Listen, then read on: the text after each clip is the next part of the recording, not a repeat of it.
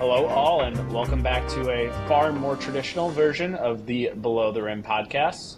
I got 3 out of the 4 of the remainder of the starting 5. We're still a little bit of the walking wounded, doing some rehab, trying to get back to full strength, but excited to have Ian, Brian, and Michael back with me here today. Guys, I missed you. I felt a little bit crazy talking to myself for 25 minutes last week, but happy to have the crew back together and jump back into it today. I mean, word on the street is that it may have been the best episode. So Is that what they're saying? I got 3 texts from people saying that we should all get fired except you, Jacob. So I feel like Alex and I are the only ones who actually listened to it, though. Did you guys listen to it? I am going to. I have. Yeah, sure. I can't say that I did, but like I said, word on the street is real hot, steaming hot. Demon. Hey, I'll take a 50% listen rate. I feel like that's pretty good from my only closest friends and confidants and other people that give a shit about what we talk about. So Like I'll if take 50%. If we could extrapolate that to 50% of the U.S. population, we'd have a pretty good podcast. So I think we should, yeah. And Why don't we start with 50% of the people we know, and we can maybe go from there. I guess that's fair. And if we're talking about parents too, Ian, is that what we're saying? Because that would be. Yeah. Yeah, I mean, your dad's on board, but like, I don't know if my parents know what a podcast is. That's Well, that'd be a tough barrier to entry. I have a bit of a funny story about that. My parents are doing a little snowbirding away in Hawaii right now, Nice. and Mama Lieb is dealing with some jet lag. So I was catching up with her the other day, and she's like, "You know what? I tried everything," and I'm like, "You know what? Got to try listening to Jacob's podcast, see if that puts me right to sleep." And unfortunately for her, it wasn't enough to kind of knock her into sleep land, but she made it through 3 minutes and decided that she had a better chance of sleeping with listening to nothing. So there's something. We're at least not background noise. Was she entertained in the 180 seconds that she gave it a chance? Her verbatim quote was like, "You guys sound great. You sound adorable. I had no fucking clue what you were talking about." I'm like, "Yeah, sounds right." It's a good start. You should That's a tell good her to start. listen to the first 3 minutes of this episode. Yeah, I'll chop it up and send her a special episode, just the Mama Lieb excerpts and There you go. excuse me, and go from there. We are adorable, though. To be clear, Yeah, I do agree with that. That's like pretty accurate. yeah. Like, I'll say for all of our listeners and sponsors out there, if you're just listening to the audio version, like you should check out the full video because we're all pretty attractive. So Wow, Brian, did you take a marketing class on your hiatus last week? I'm not going to confirm or deny. Pretty And impressive. ruggedly handsome. Though. Ruggedly adorable. I just want to. Again, we're not just adorable. Yeah. Can you like extrapolate, like when you say ruggedly handsome? Can you paint a picture for our audience? Like if you were watching the video, you'd see the face of all 4 of us. That would be the description of ruggedly handsome. It's like a lumberjack or like Thor like handsomeness, just like Yeah. someone who's good looking but like could chop down a tree or win in a Right. fight. Just I like feel like take a. We're more like the accounting department at the lumber company.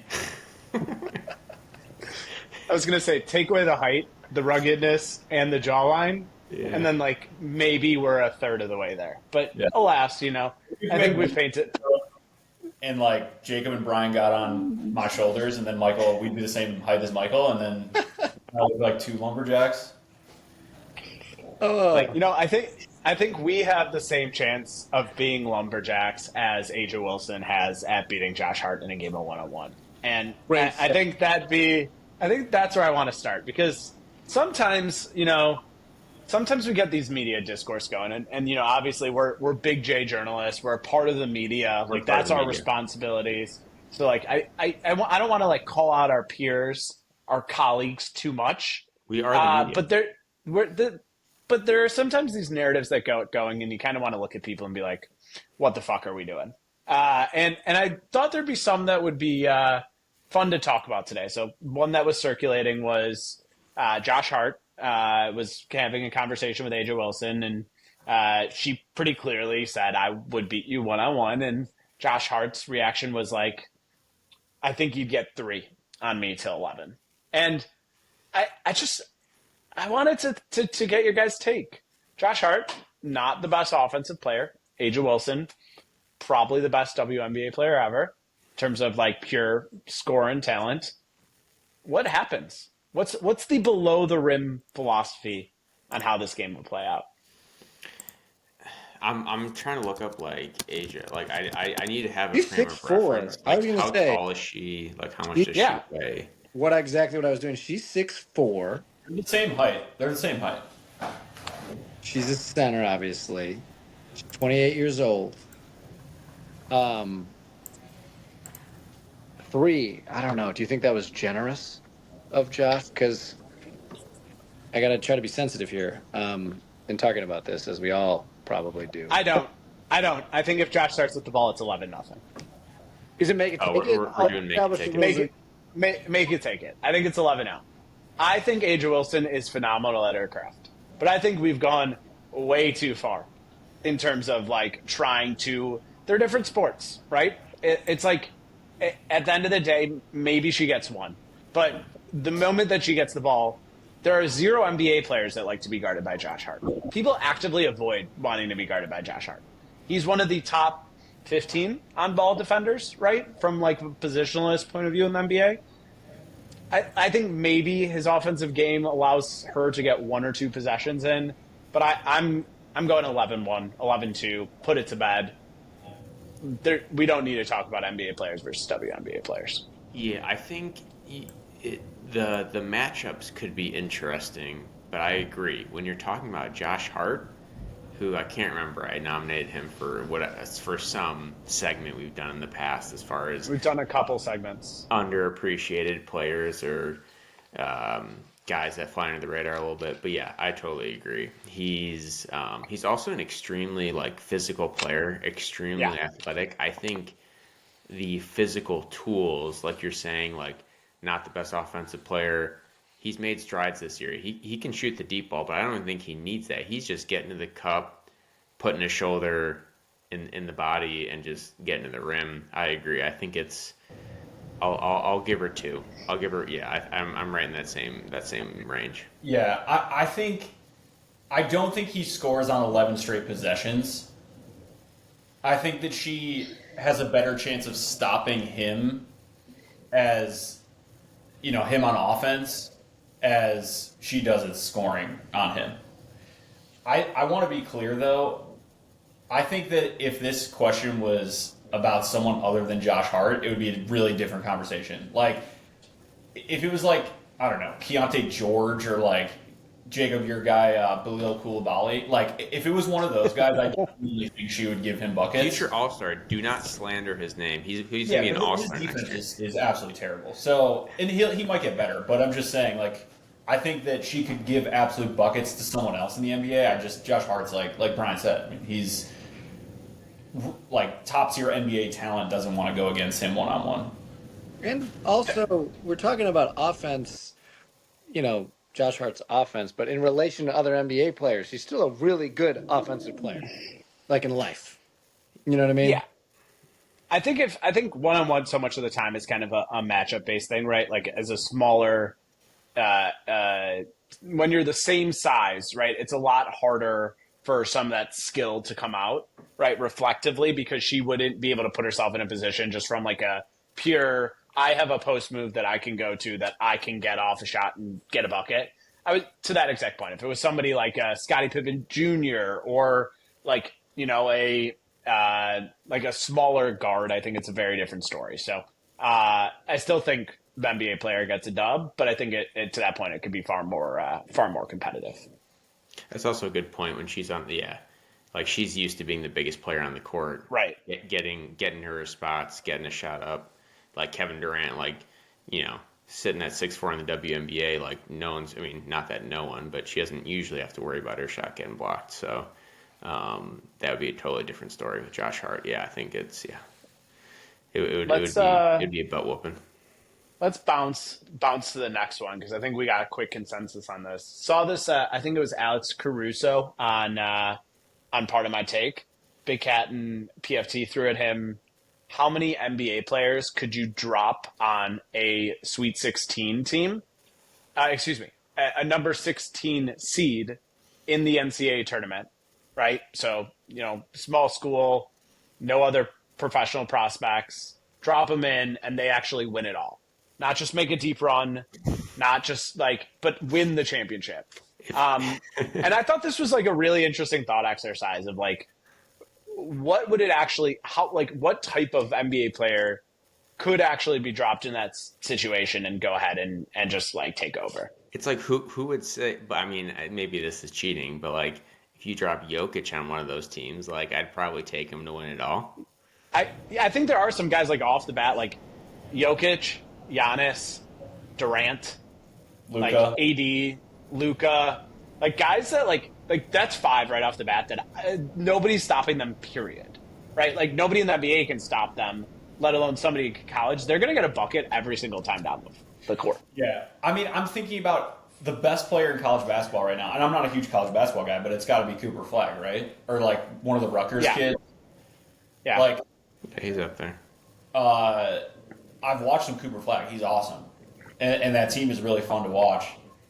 But maybe this is a hot take. I think that if you threw I want to put one rule on it: an NBA player who averages at least 25 minutes a game in the NBA. Okay. I think you could put almost any player on a 16 seed and they have a good shot at winning the tournament. I think that's a little too far. No, that's too far. That's too far. I agree. I guess Ryan Dunn averages 25 minutes a game now on the Phoenix Suns. Right? So I think there's guys that still are active player. I think it's more than you would imagine would be my take. Let's use the Alex Caruso example. I don't know if you drop Alex Caruso, who's the guy sitting. I think they make a run. I think he could drag them to the Elite Eight or maybe in the Final Four. But I think when they run into another team that has 3 or 4 guys that are potential pro prospects, right? That there's enough talent to balance it out. I think there's too much tactically you could do to a guy that doesn't have a sheer athletic upside, like a Giannis or even like a Jokic. But if we do the opposite way, what are the great one and done players like a Zion? He didn't win with Duke, did he? Did they win? No. He immediately, barring getting hurt, obviously, and was an immediate impact player in the NBA. And he still didn't and I don't know if Jason Tatum won. I'm thinking of guys who are one and done, that immediate impact in the NBA.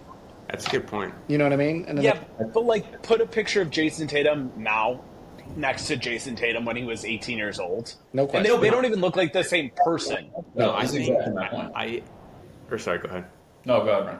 I was going to say Zion is a really interesting comp because he's one of the few guys where Zion as a freshman in college probably is pretty comparable from a physical tools and just his skill set probably hasn't changed a ton. So I think that's a fair comp where obviously he's not college Zion isn't a healthy pro Zion, but I think it's close enough where I think that's an interesting argument.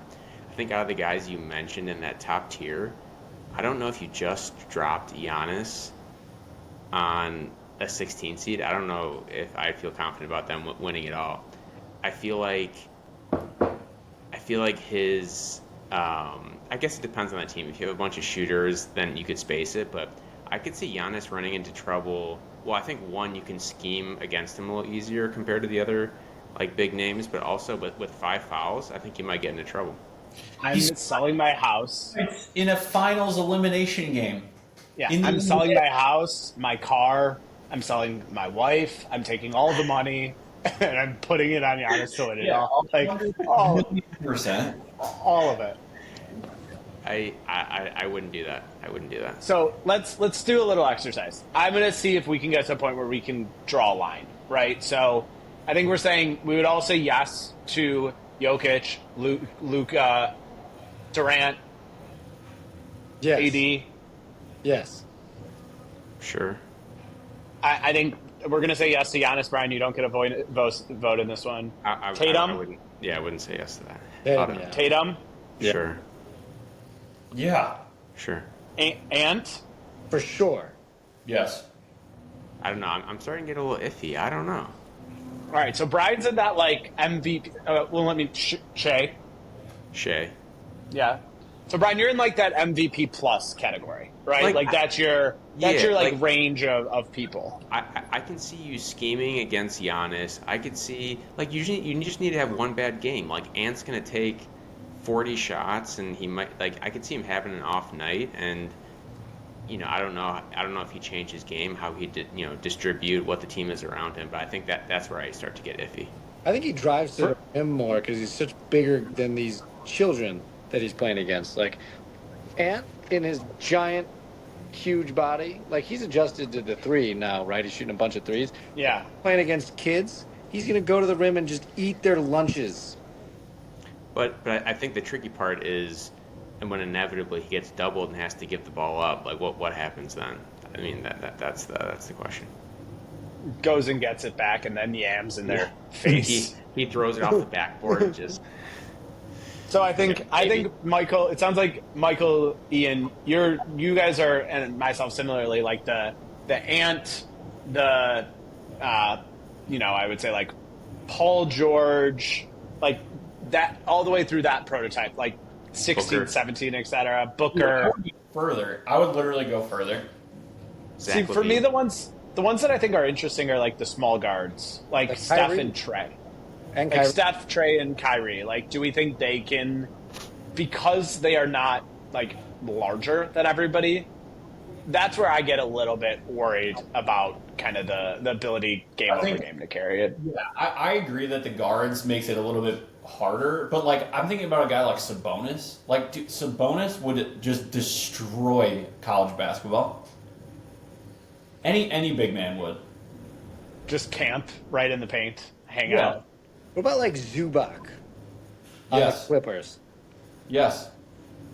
And See, that's where I think that's where I draw the line. Is like the Zubac, Valanciunas, Rudy Gobert, like that mold of player.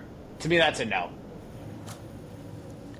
I think it gives you a huge advantage. I just don't think you're a shoe-in to win it all.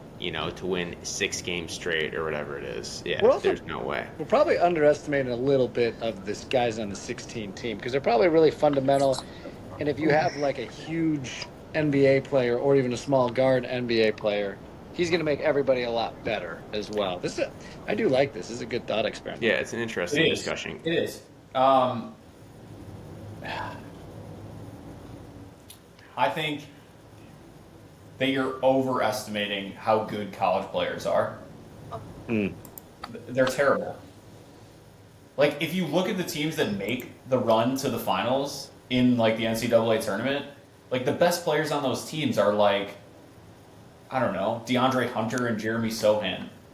Yeah, I mean, it is interesting. Like, if you look at just last year, Castle and Klingon are, like, not very good NBA players, right? Like, Klingon can't find the floor.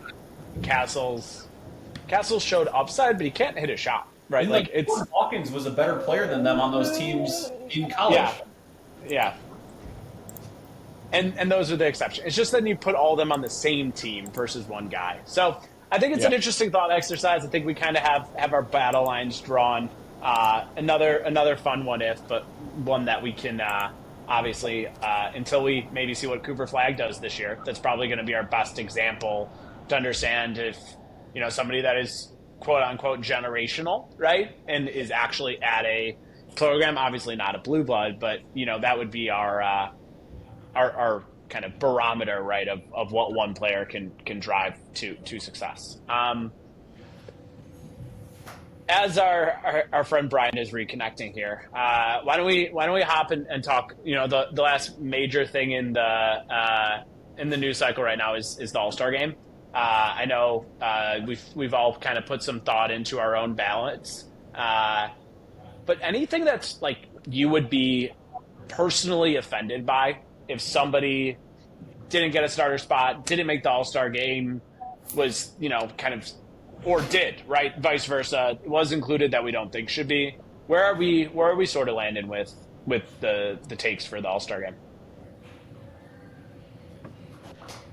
I don't have any more. Um, Yeah, yeah, you go go. ahead. You I was go. gonna say, who gives a shit?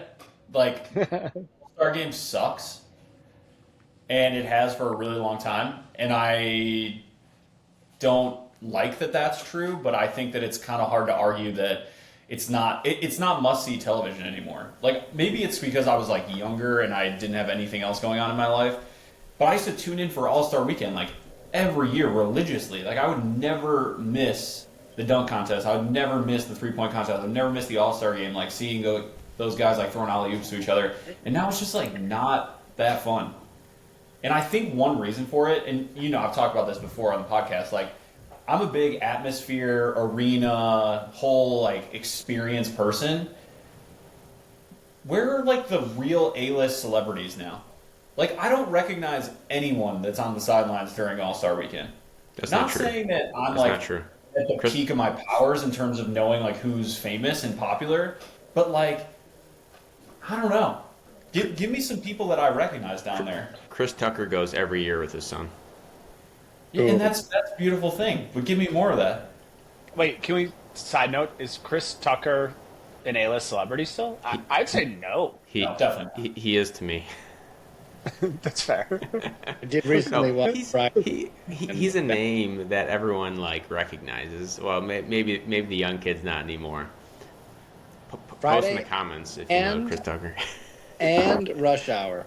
Let's not forget Rush Hour. What a Great film. movies, unbelievable. Unbelievable. But Unbelievable. Ian, I hear what you're saying on the actual weekend, but I think when we look at players, we're like, oh, this guy made the All Star. He was 12-time All Star. I think it's more of a Yes, I agree. where that's what I actually care about is like, so like for me, someone who I think he's going to, and again, I had to do I should have done a little more research on the All Star voting and like where we're at right now. But if Evan Mobley doesn't make it, I'll be like, that would be a shame to basketball as a whole. I think he's unbelievable and one of the best teams in the whole league. Is he supposed to? He's got to make it, right? Is he?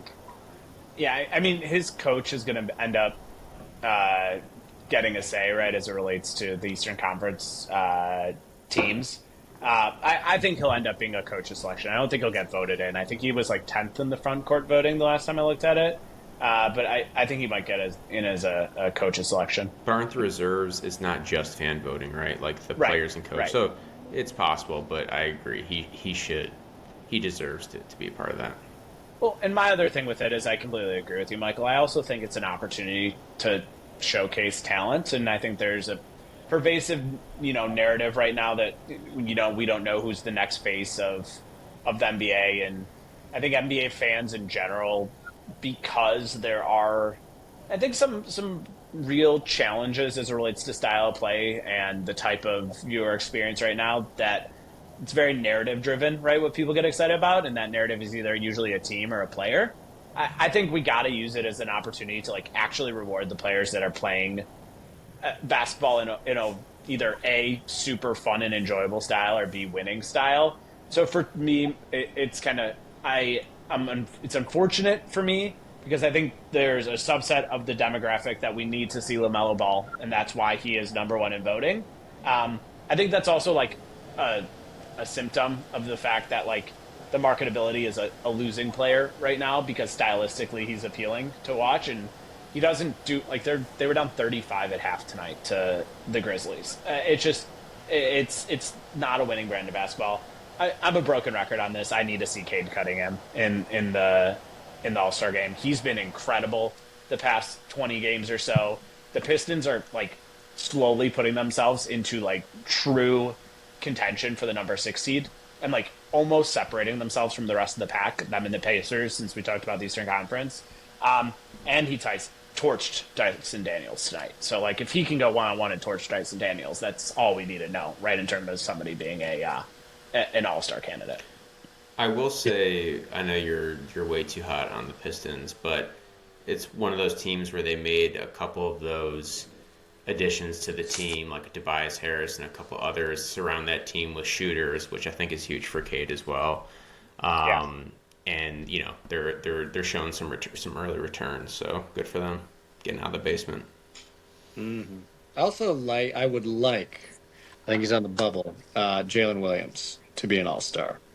But I do think he's on the bubble. And there's a lot of great. Don't get Jacob too excited. Yeah. Well, yeah, I think that's an actual interesting philosophy question.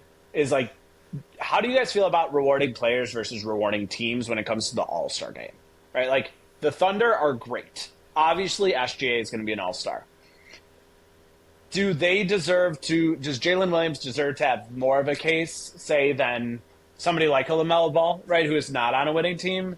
And then vice versa, do we feel like a team like the Rockets has to have somebody in the All-Star game?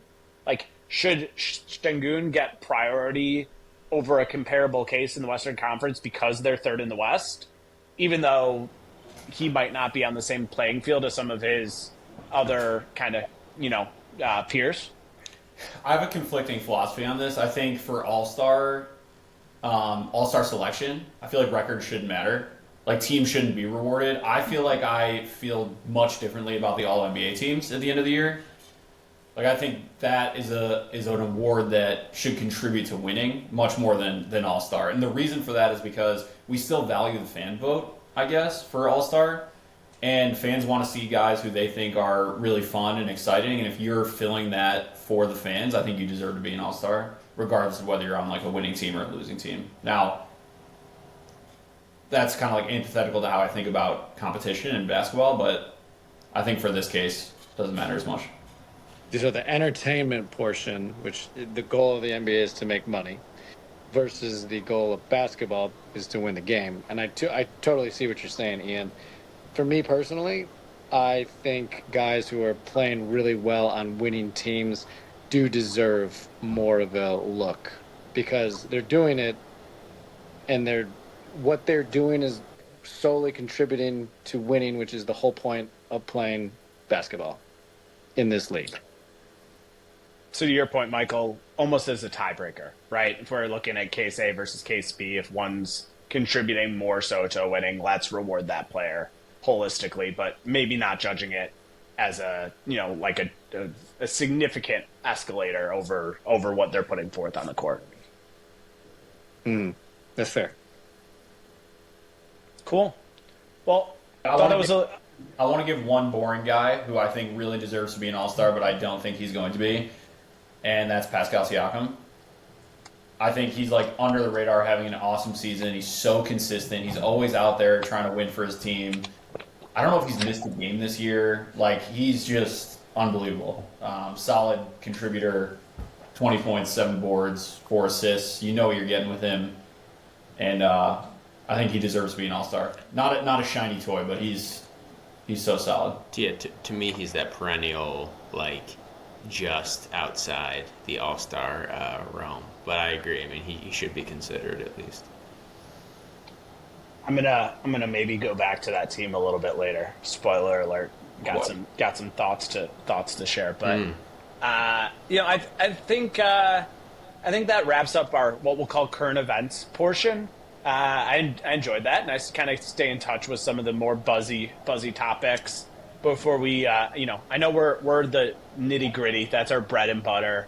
Deep dive analytics, X's and O's on the court, but we have to kind of bubble it up to the masses sometimes, to that low hanging fruit in terms of the first bite going down easy. So with that, let's kind of move forward with our agenda. Just to quickly hit on what we're going to go through the rest of the show here. Have a fun little stats to tell a story segment that each of us will use some statistic that we found to really describe the first half of the NBA season. Something that really helps us represent what we've watched in a statistical format. Then we're going to go through the why the fuck can't this guy figure it out list. I've been looking forward to the segment for a while. These are guys that the eyes and the result don't really match, and we really want to know why. What's going on? We're not going to be able to answer the question, but we're sure as hell going to bitch about it.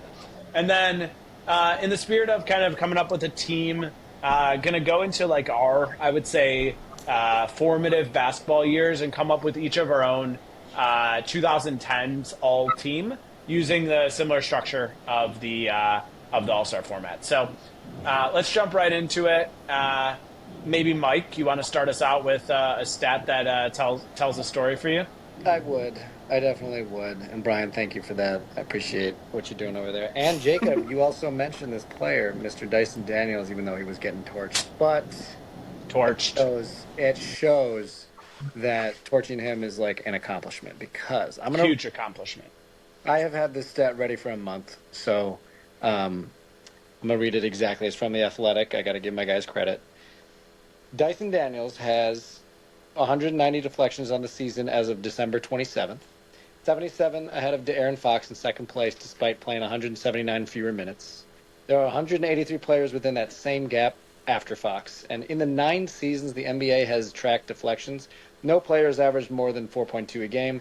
Ed Daniels is at 6.5. He is on track to be the first player since Allen Iverson in 2002 to 2003 to snatch 225 steals. Since the pace and space era started to take shape about a decade ago, nobody's even sniffed 200. He's beyond an outlier. And updated stats as of today, 245 total deflections, 6.4 deflections per game, so right on track. And Kelly Oubre Jr. is second at 156 total deflections and 4 per game. That is insane. His defense, the eye test, and then these stats, that's one of the craziest things I've heard. And it makes me really, and I know Brian is getting really excited about the defense that this man is playing. Yeah, I'm glad that I know I brought it up, Jacob's brought it up, Michael's brought it up. I'm glad it's getting the attention it deserves because, like, think about that for a second. What you just laid out for us, Michael. And if we're thinking about points, right? Points are easy to understand. If someone was averaging 45 points per game, it would literally, like, the world would be like, the NBA world would be broken. It'd be like, who is this? What's happening? Like, everyone would be talking about it. This guy would be MVP. And what you're describing is that, but on a steals and deflections basis. So it's really sad that, or it's not sad, but it's like, it's unfortunate that he may not, probably won't win Defensive Player of the Year, but it truly is an historic defensive performance. And I'm also glad you brought that up because I'm going to the offensive side of the ball, so we need to get some defense in there, so I appreciate that. Got you covered, dude. Well, before you flip over, I actually went defensive as well. If you would allow me to interject and kind of continue the defensive case here. Please, I would love that. So I sort of love looking at four-man lineups. I love the lineup statistics because I think they give a good job at showing like a collective team performance. I think 5 guys is hard because A, not the best fast food restaurant, but also B, the time that 5 guys are on the floor together is far more limited, right? Than like your core 4 guys. You might have a rotational starter that flips in and out. So what I did is I looked at 4-man lineups so far this year that have played over 350 minutes together. It's a significant number. It's over about 90 lineups that qualified for that minute threshold. So obviously there's some health considerations in here, but I then filtered for defensive rating, which I think does a really good job of creating a holistic picture: blocks, steals, points allowed, pace adjusted, effective field goal percentage, and creates kind of a comprehensive metric, right, that summarizes defense. And in the top 7, there are 2 OKC lineups, right? So the second best and third best lineup are OKC, and they are some combination of SGA, Lou Dort, and Jalen Williams, right? One has Cason Wallace, one has Isaiah Hartenstein. Makes sense. The Thunder's defense has been number 1 ranked all year, performing great, collectively holding opponents to, pretty low. And just for context, those defensive ratings are 98.8 and 99.4, just to give relevance. I'll give each person one guess. There are only 2 other teams that have lineups that are in the top 7. Who would you guess that they would be? Magic. No. Knicks? Brian's out. Oh, no. No, Ian's out. Wait, who'd you guess, Ian? The Knicks? Michael? I said Cleveland, but I know it's wrong. Celtics? Nope. Nope. So the team that has the first, fourth, fifth, and sixth best four-man defensive lineup that has played over 350 minutes together is the Indiana Pacers. What? And if you look at their Where are you defensive getting your performance stats since from? NBA.com, if you look at their, and the number one overall is Tian's Point, Pascal Siakam, Andrew Nemhard, Tyrese Halliburton, and Benedict Mathurin. Which, the fact that Tyrese Halliburton is in that lineup is A, mystifying to me, but B, the fourth and fifth lineup all have Pascal Siakam and Andrew Nemhart in there as well. And I think it just shows how far the Pacers. Oh, and sorry, I didn't get to the second. I'll get to the second point. Is who's the last two? That is 7 and 8. But it shows how far the Pacers have come this year defensively. They were a offense only team. Identities just start the year last year. Brought in Pascal Siakam, sort of got lucky, sort of figured out their identity, and really just ended up in the Eastern Conference Finals. I think it's just gone a long way to show that they've really reinvented who they are as a team this year. And if you look at their defensive metrics over the past 30, they're really becoming a defense-first, switchable, kind of ball-stopping team that has figured out ways to really use that as an asset on that side of the court. And I think it's one of the bigger turnarounds within the season so far for a team that started terrible and now is firmly entrenched in the fifth seed. And I think it just shows how important team defense and identity is in those core of those lineups, and why somebody like Andrew Nemhard, who we can't qualify on the offensive side really well, the fact that he shows up in all these lineups show how important he is to the overall team defense. So I thought that was really interesting. Blew my mind. I would not have thought that, Jacob. The team that are 7th and 8th on this list are both the Los Angeles Clippers, who also are a team overachieving this year, and both of those lineups have James Harden in them. But the other person that shows up in both, Chris Dunn, who is the same type of player for the Clippers that Andrew Nemhard is for the Pacers. He's going to be the first. He's going to be the ball stopper. He's going to take the best ball handler. He's going to stop penetration. And I think it's just showing similar, obviously tangentially to the metric-based deflection season that Dysel Daniels is having, the importance of ball stopping in a space and kick type situation. If there's no penetration, keeping the ball out of the lane, it really stops rotation and improves the totality of team defense. See, that surprises me less, hearing the Clippers argument. I'm not super shocked. The Pacers one is really surprising for a couple of reasons. Well, are those stats that you're quoting about the Pacers, are those full season stats? Full season stats. Okay, so that's... And because one, if you look up points allowed per game, they're somewhere in the middle. I know that doesn't tell the full story, but also there's no Miles Turner on those lists. Yeah. Shocking. So Miles Turner is on only he's on one of those lineups, but the core of it is Nemhart, Siakam, and Halliburton. But that's so interesting because if you were to ask me who's the most important player on that defense, you could easily without knowing the stats, you could easily make an argument. It's the anchor, it's Miles Turner blocking shots, disrupting shots. So that's super interesting. I mean, they've been on a roll. I think they got mad at me when I said that they were going to finish towards the bottom of that Eastern Conference playoff race, and they've picked it up in the last couple of weeks. So I'll take credit for it. Yeah, it's all on you. And speaking of credit, you want to give us some offense? See if we can put a credit on the other side of the debit of defense that we just did. I'll flip to the offensive side of the ball. Get a little out of my comfort zone. So I actually went to the Bulls game. I guess now this was probably a couple weeks ago, maybe a week and a half ago, and had the pleasure of watching Zach LaVine against the Kings just have a masterful game. He did kind of choke in crunch time, as he usually does, but simply put, Zach LaVine, top-tier scorer, averaging 24, 25 points per game, shooting 51% from the field. As a perimeter scorer, I think it's really only Durant and SGA who really do it better from that perspective. Shooting 45% from three, an elite three-point shooter, and I think, we talk a lot about the contract What type of player is he? I truly think that Zach LaVine shooting the way he is on a good team and playing some motivated defense could really be a difference maker going forward. So I think the way he's been playing, I think it spices up the conversation about is someone going to trade for him? Could he be that difference maker? So watching him in person, like he gets to the rack easily. He's a great, create your own shot from the perimeter. He can stand and shoot. He can really do it all. So that's my stat. Those are my stats. I also The think eye test. the eye test is that's what I was going to say, Jacob.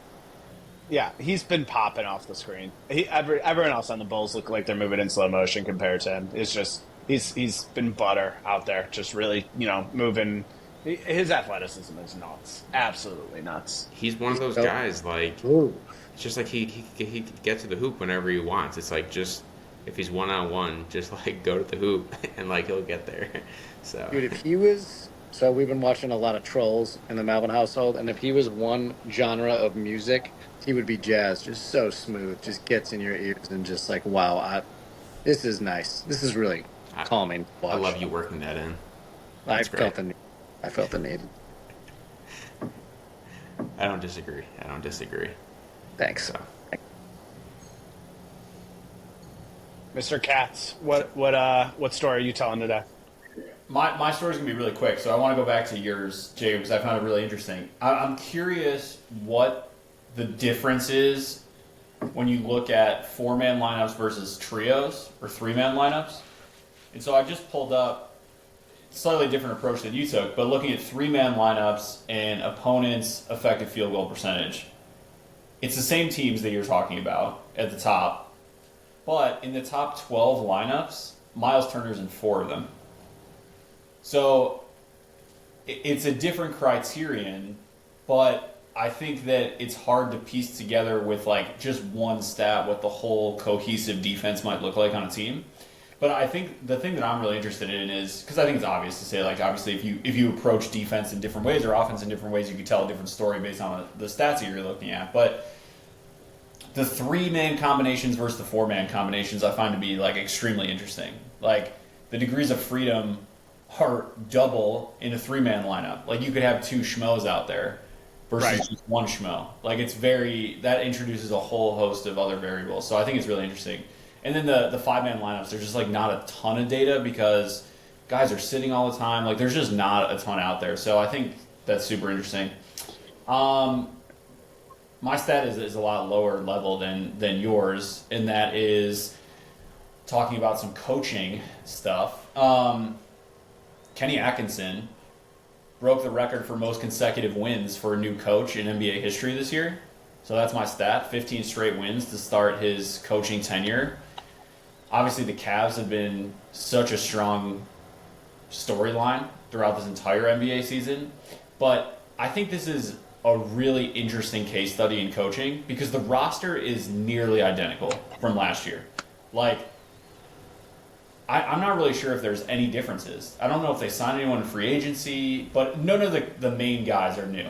And so they've taken a team that was like really solid last year, 4th seed in the East, into a team that's like a finals contender. And really the only major variable that's changed is the coach. And so I went and looked at Kenny Atkinson a little bit, and I think he's kind of had an interesting career. He was an assistant under all coaches who I think we would all agree are like top tier NBA coaches, either back in the day or now. Like he was an assistant under Coach Bud in Atlanta, Mike D'Antoni in New York, Steve Kerr most recently, Ty Lue in LA. And so he's really learned a lot in between his Brooklyn Nets tenure and now. And I always thought that he would be like kind of this amazing, players coach, assistant coach. Because he was those Nets teams stunk. I mean, he was dealt a poor hand, but those teams were not very good. And he goes, he's an assistant on great teams, wins the championship in Golden State, and now he's like flying high with the Cavs. And one thing that I think is really interesting is that he turned down the Charlotte Hornets job. I don't know if you remember that, like a couple of years ago. Sure, yeah. He like said he was going to take it, and then backed off of it and then waited for a better opportunity. And I love that for him, and it's really paying dividends. I think he's proven to be a great coach. So that's my storyline stat for the season so far. I like that. I do think it's a coaching matters year, right? Like the Pistons, not to go back to them, but they get rid of Monty Williams and bring in JB Bickerstaff and all. Like, yes, they had some other changes, but like that, they won 13 games last year, right? Like, and now they're on pace to be in the mid 40s, which like you don't just improve that because you brought in, two guys that float around the league and Malik Beasley and Tobias Harris, right? Like, there's obviously more to that from a coaching perspective. So Yeah, I think it's also my backup stat was going to be something about the Suns with like ownership issues. Like, he comes in and trades away everything, and now the team is like, it didn't pay off. Like, the gamble didn't work, and now they're potentially in deep shit, although they just traded away like a seventh grader. I saw that. So they might be trying to like scoop up Jimmy Butler or something. But so far that experiment has not worked. So I think there's a narrative for coaches that, in Kenny Atkinson's case, very positive, but then also for some GMs and owners, kind of negative. Yeah. It's an interesting year. Matt Ishbia would definitely fall in the, like, what the fuck are that person doing category Yes. as it relates to this next segment. But I thought it'd be good to just transition and jump right into that. I think it's another kind of good way to capstone the first half of the year of guys that just frustrate the shit out of us. So, Bri, you wanna hit us with who's keeping you up at night? Yeah, this one's very near and dear to my heart. Sir Cody Zeller, which is no longer a household name. He is still in the NBA. He is injured. Has bounced around to a bunch of different teams. Was a lottery pick with Charlotte back in the day. All-American back at Indiana. Number 1 ranked Indiana team that lost in the Sweet 16 to a really good Syracuse 2-3 defense. We don't need to get into that. But in all seriousness, Cody Zeller was always a case that confused me because he's 7 feet tall. He's athletic. His effort is above average, and he can shoot the ball. And someone with that skill set should be, I'm not saying he should be an all-star caliber player, but he's got to be like a good rotational center on a good team. And that just never panned out. And, I don't know what happened to him. He has a severely receding hairline. Maybe he's self-conscious about that. Maybe there's something going on at home. Who knows? Maybe it's because he was drafted by the Charlotte Hornets and everyone's cursed who gets drafted by the Charlotte Hornets. Maybe it's that. But that was always something that was really frustrating. And I was always, because he's an Indiana guy, when he would get minutes, I'd make a mental note of it. And he seemed like he'd play a role. Like he could at least be a solid backup. And it never really panned out for him. And so he's someone who had all the physical tools, but just never played out. So He was so good in college.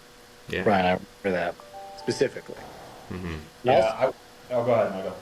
No, I was going to make a very irrelevant point, but just reminded me. You said Cody Zeller, name I hadn't heard forever, and then I was like, whatever happened to Tyler Hansbrough? Like, he was incredible. But He's a he was classic not, college player. He's the most classic college player of all time.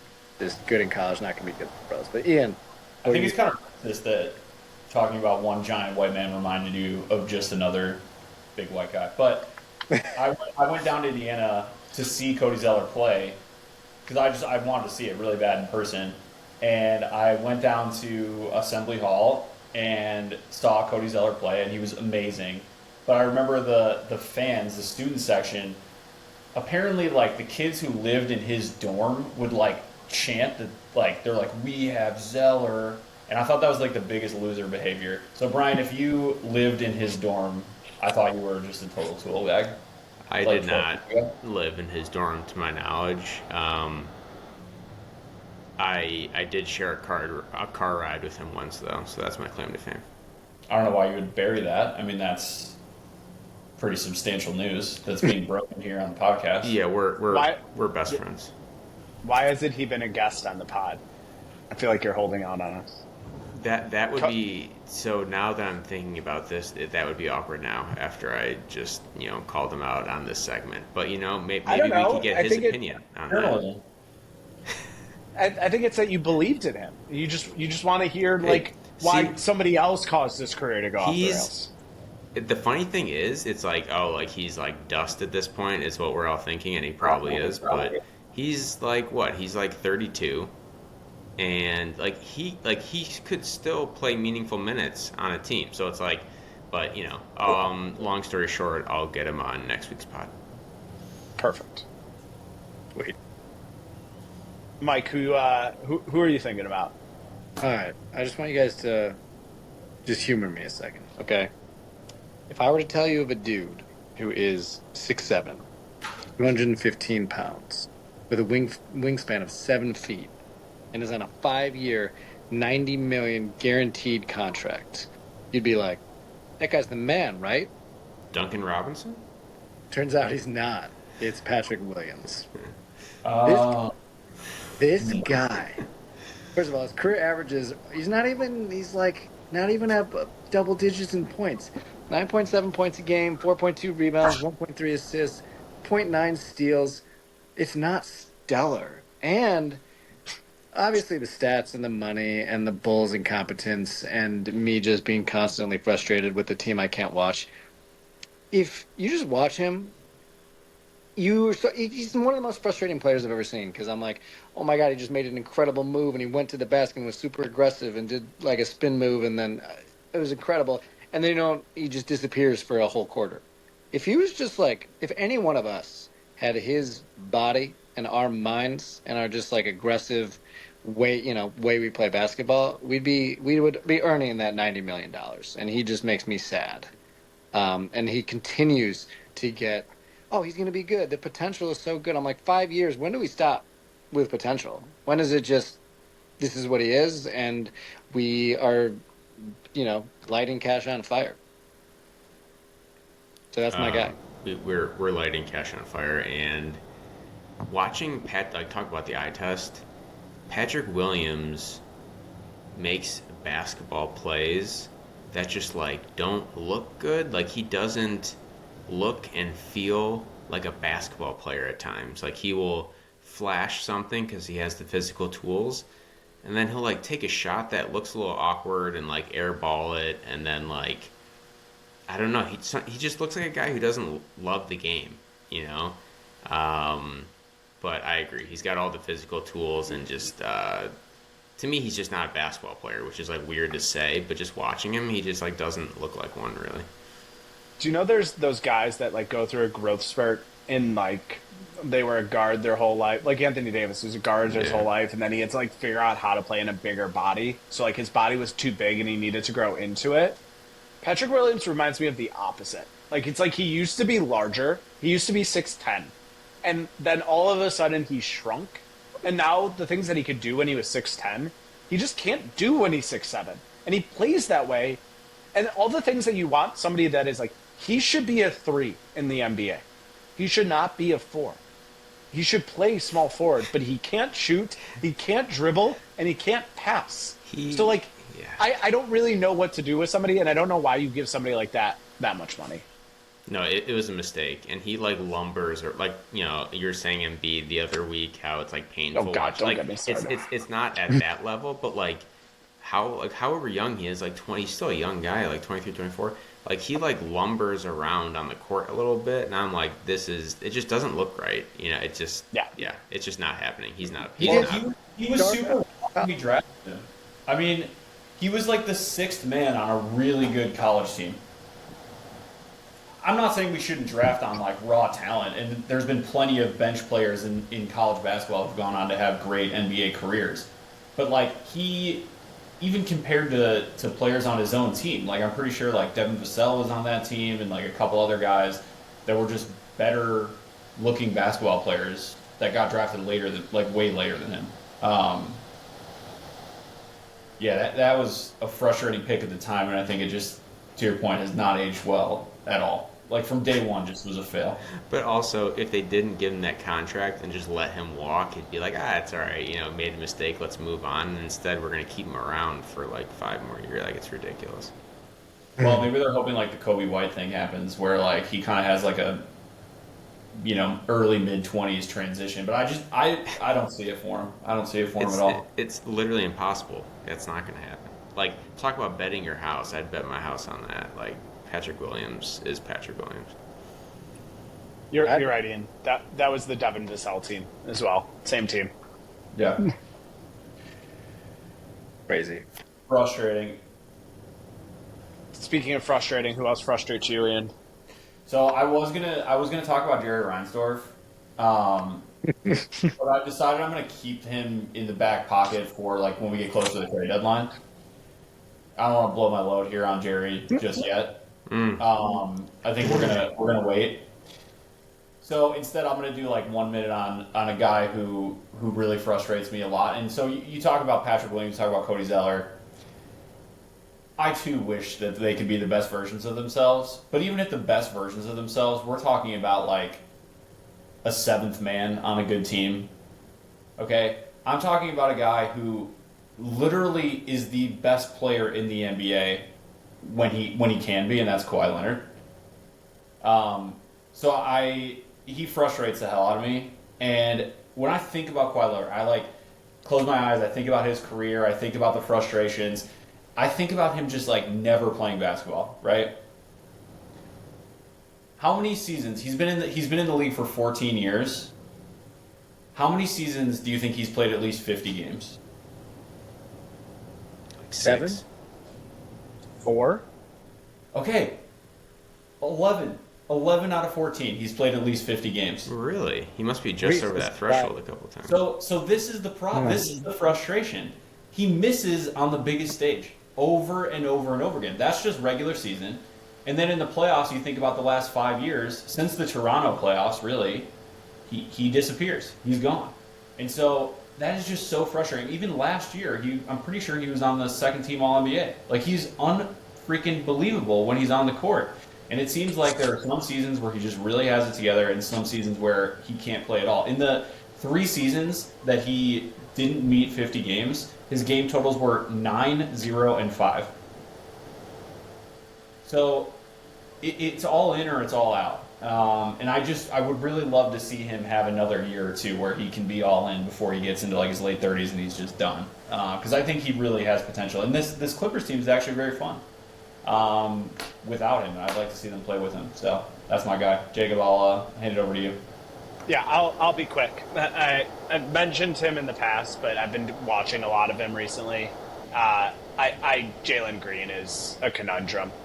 He really is. There are games that he looks like the next coming of Jamal Crawford combined with Kobe Bryant in terms of like his scoring ability, his bounce, his stroke, his ability to like create his own shot, get down, and then the next game he'll be 2 for 11 and not play a lick of defense. And like, it has to be so frustrating for the Rockets because at a certain point, a guy that has that much usage and upside, you need to put him in a position. And it's either going to be we're going to live or die by Jalen Green, or we're going to rein him in and you're just going to be a microwave guy. And like that is your responsibility, but it's not broader. And for me, it's so frustrating because there's nobody more fun to watch for me right now than when he's going. Because when he's going, he's yamming on dudes, he's pulling up from deep, he's passing the ball well, and the Rockets are a blast to watch. And I just wish we could have a threshold of consistency. And I think he could be that guy for the league. He plays this style. He's American born. He could be that guy if we could just have that regularity with him. And I wish we could get that.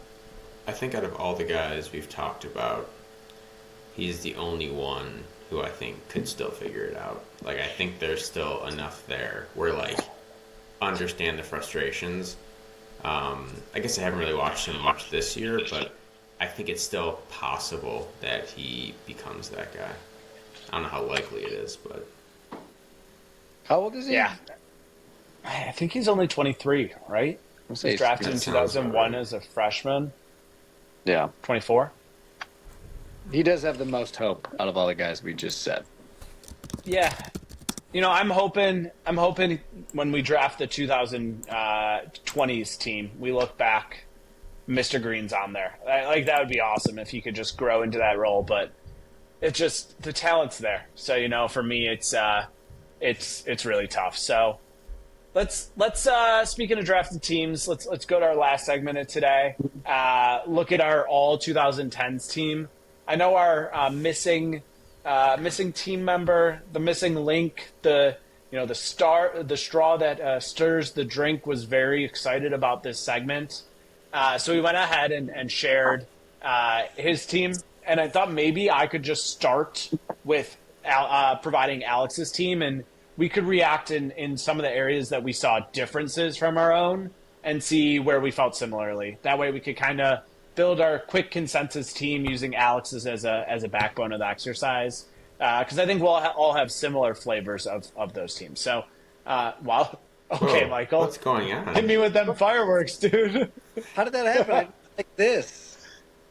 That was incredible. I think it was like one of those like. Can I do it? I was doing. First of all, This is that rugged handsomeness. you rugged. can't really teach it. That was incredible. Wow. Find me after class. Teach me how you did that. I want to know. Yeah, dude, that was crazy. So here's what our friend Alex went with. For his starters in the backcourt, he went with Steph.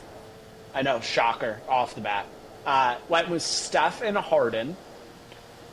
His 3 front court guys, he went with LeBron, KD, and Kawhi. And his wild cards, his backup guards were Clay and Westbrook. His backup front court was AD and Giannis. And his 2 wild cards were CP3 and Kyrie. So, did anyone have anybody on anywhere? Well, let's start there. Did anyone have any different starters than who Alex had there? Yeah. Yes. Who'd you have in there? I would have Russ instead of Harden. Okay. Yeah, Mike, what about you? I think that's the only questionable one. Honestly, I was kind of nervous about what we were going to say, Brian. What does that mean? Well, I struggle with because I think personally like it's Curry, LeBron, KD, and Kawhi are like done deal in my opinion. Sure. Does anyone not have those 4? Curry, LeBron. I didn't have Kawhi in my starting 5. Who's in there instead? I went with a more traditional center, and I took Kevin Love. I had Kawhi coming off the bench. Wow. That's He interesting, has 2 Jacob. Finals MVPs in that decade. But like I wasn't going to start Durant at my center position, so I just took the exercise a little bit differently, and I took a more traditional 5. Yeah, and we're gonna ream you up for it. Yeah. I'll bend over. Yeah. I was gonna What say, is that exercise is to argue? I also do not have Harden starting, and I also don't have Russ starting. Surprise, shocker. I went with the full Splash Brothers backcourt. Oh, you have Clay starting? that's interesting. I did. I was Wait, having a really. that's crazy. Okay. Sorry, you go, Michael. No, here's my issue. I wrote down so many players, but my start, and I hate this because I don't like James Harden, the way he plays. It's not fun. He is a system unto himself. So I did have him and Steph as backcourt locks, and it hurt me. And then I did have KD and LeBron, but then I had so many guys that could. And Jacob, yeah, basketball's positionless. You're wrong. I know this is an opinion, but Kevin Love is not a starting 5 in the 2010s. No one would ever say that, but I forgive you. It's just wrong. And then I did have. Just listen. Let me list some guys for front court. Anthony Davis. Again, they're not starters, but whatever. Blake Griffin. I thought Carmelo.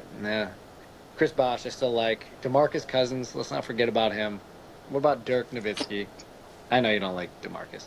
Dwight Howard, Giannis, Kawhi, of course. I did have Kevin Love on here, but he wasn't even in like Jacob. Just so you know, I organized it as like I highlighted the guys who I thought could be the backups. He was not even on that highlight. And then let's. This is an interesting one. I'm not saying he's going to be an all-star. I'm just saying let's show him some love. LaMarcus Aldridge, the most consistent player probably of all time. Marcus Gasol, Paul George, Pau Gasol, and Tim Duncan. There's so many good players in the back So and the front. I think for the front court, like that's a pretty good holistic list. I guess like for me, it's interesting. I didn't have Westbrook on there, but that's because I'm just me. Like I didn't have him on my team. He didn't make any of Get the hell them. out of here. You're fucking bullshit. And now your friends are back, and you got to shit on Russ. No, listen. I actually love what Russ is doing. We can go days talking about how When no one I else just- is doing, you're nice to the guy, and then everyone's around, and it's all shit on Russ. listen. time. I mean, do we have to shit on Russ time? He had KD at his peak of his powers, and they couldn't figure out a way to get past a team that had Steph and Clay in the backcourt, right? So, like, if you want to just look head to head, they won 2 championships in the time that they went back and forth, caused KD to leave, and Russ put up empty stats for 3 years in the back half of that run. So, like, if we're looking at just the 2010s in terms of contributions, I think you can make an argument that, like, his were less than Harden, Steph, Clay, CP3, and Kyrie. He would be my 6th guy in that list. You're just a Westbrook hater. It's fine. It's fine. I'm going to stick to my guns in that. Not a winning basketball player, could never shoot, average defense at best, empty stat, triple-double. Playing winning basketball now. What about though for the backcourt, guys like Dame? Sorry, Jacob, because I did have Russ in there. I like Russ more than you do. But like Dame and Dwayne Wade and Kobe. I know he was obviously 2000s, but Kobe still won a championship. And I've 7 got All-Stars. Kobe. I've got Kobe on my team. Yeah, You two have Kobe on your team. I feel like there were a couple interesting ones. Yeah, the Kobe is interesting, and the Tim Duncan is interesting. There's a Yeah. there's a Wade, handful of guys. Yeah. Wade, Duncan, Kobe, They're tricky. Bosh. Rajon Rondo. Like- See, I feel That's like Kobe of all those guys has by far the best argument to be on this, just because he's got the one Finals and the Finals MVP, and still 3 teams during that decade, and like none of those other guys have anything near that. So who'd you drop? Well, so my starting 5 is Curry, Harden, LeBron, KD, Kawhi, like Alex had. My 2 guard backups are Westbrook and Chris Paul. 2 bigs are the same as Alex, Giannis and AD, and then my wild cards are Kobe and Dwight Howard. Oh, Dwight as the last. White. Yeah, I was between. So it's funny. I kind of had the same argument against Clay and Draymond here. So I don't have Clay and Draymond on. Those 2 are kind of my first out. And then I also had Kevin Love and Blake Griffin as potential Yeah. last guys in. But yeah, for me, Dwight was just so dominant at like the early part of that decade. Yeah, I agree. Yeah. You're literally Superman. You had a Yeah, cape. literally. He did. I think he's another guy that didn't really contribute to a ton of winning during the decade, right, when he was at a peak of his powers. Actually, of the guys in the 2000s, the one that I did give the nod to was Tim Duncan. I had him just because, they won 2 championships during that run, right? He was still... I think there was like an equal share of responsibility, but he was clearly the leader of that group. Pretty defining moments, as a big, right? I had both him and Blake Griffin on my team. Cool. So I actually, I did not have Dwight. I did not have Draymond. I did not have Giannis. So I did not have Westbrook. So those were the guys that I omitted. I did include Dame as my final wild card. What about Dirk? Interesting. Yeah, I had Dirk on the short list too. he just didn't do a ton outside of his finals run. Not to say that's not a huge accomplishment, but he was kind of past his prime at that point. Yeah. Yeah, and then it's kind of like what you value at that point. It's like I included Dwight Howard as well. He was probably my last or second to last, just because all-star selections, defensive player of the year, all that stuff. But how much do you value the winning versus the personal accomplishments? But yeah, so the rest of my guys would be Harden, CP3. I included Paul George. He was still is a baller, was a baller, offense, defense. And then my last couple were Kyrie, Blake Griffin, Dwight Howard. I just have an issue with Kyrie being over some of the other guards. Like who? Yeah, I agree. He wasn't even on my list. Yeah, he was like last on my list. Like who? I would literally put Andre Iguodala in over Kyrie. What? Kyrie is talk about highs and lows. Like he's had some of the worst moments of the decade and also some like really great moments, but he's fucking trash. I feel like just from a pure basketball perspective and a statistical, just total stats, average stats, if you put him and Andre Iguodala next to each other, I don't think it's particularly close. Like Kyrie's production is just like far superior. And plus, also I took the angle of like All-Star game, like we were talking about earlier. It's a combination of like accomplishment, but also like my tiebreaker for some of these was like, do I want to see this guy in an All-Star game? And so like for Draymond, for example, he was on the short list, but I was like, like knock him off. I don't really want to see him in an All-Star game. So like a Blake Griffin, a Kyrie, fun guys to see in an All-Star game. That was kind of my tiebreaker for some of these. And I do think Draymond. I'm sorry, go ahead, Mike. I think personal bias totally comes into this because For sure. I recognize from like a basketball standpoint that Chris Paul probably should be in this, but me as a Michael Malvin, he's not in any team that I would pick ever be playing for ever. I just don't like him. I'd rather have Rajon Rondo. And again, I recognize that is incorrect, but personally, he's not my guy. And if we were just quantifying this from 2010 to 2013, it would be Derrick Rose. Just to be. Unfortunately. I think the two guys on here that will be the most interesting, like when we're talking, the same group of people is recording a podcast in 2040. I think the retrospective on Draymond Green and James Harden are going to be the two that I'm most interested to see how it changes over time.